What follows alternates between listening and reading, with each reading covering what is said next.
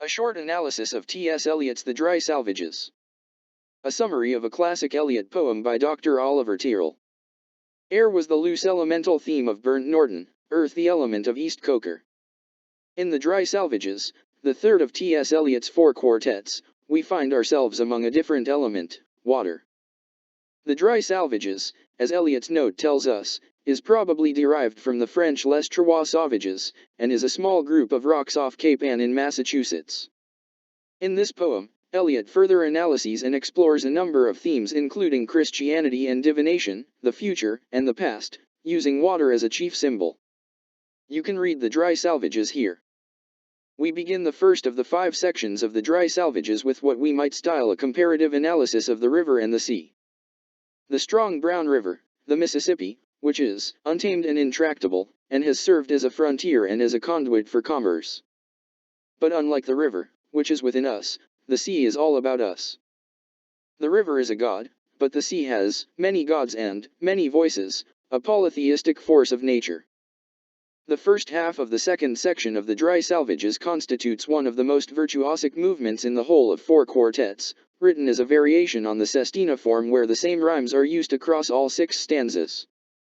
Life is hard, and the sea, in a possible nod back to the Anglo-Saxon poem, The Seafarer, a poem which Eliot's friend Ezra Pound translated, becomes a symbol for the hardships of all human life. Life is all hardship, and death awaits us all at the end. We are all destined to be bones, sharing the fate of Phlebas the Phoenician in another Eliot poem, the Death by Water section of The Wasteland.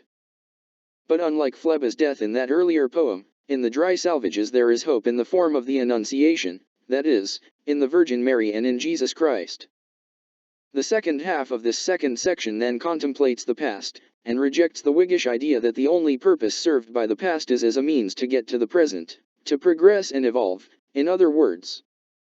Often, when remembering something from our past, we realize that it contained meaning and significance which was hidden from us at the time, and the memory takes on a new form as a result. In the third section, Eliot turns to consider the Hindu god Krishna, who teaches that the future and the past are the same. The future is, in a sense, already past. Eliot concretises this notion in the image of an old book that has never been opened. Its pages have decayed and yellowed, and remain to be opened at some point in the future, but the book already belongs to the past, hence yellowing. When we depart on a voyage, we are not the same people who left the harbor or who will reach their destination. This is a return to the idea, first outlined in Burnt Norton, of living in the present moment. The brief lyric that makes up the 4th section of The Dry Salvages takes the form of a prayer, or Angelus, a Catholic prayer commemorating the Incarnation, when Jesus was made flesh in the womb of the Virgin Mary. As with the Annunciation in the 2nd section of the poem, this Angelus is an attempt to heal the wound of life's hardships, all those who are at sea and suffering. Figlia del tuo figlia, or daughters of your son, are Jesus' children. The 5th section concludes The Dry Salvages by reeling off all of the ways in which mankind has attempted to divine the future. To haruspicate is to attempt to tell the future by examining the entrails of animals, while analyzing the tomb is necromancy. An analysis of dreams is oniromancy, recently given a new twist by Sigmund Freud's psychoanalysis, which Eliot seems never to have given much time.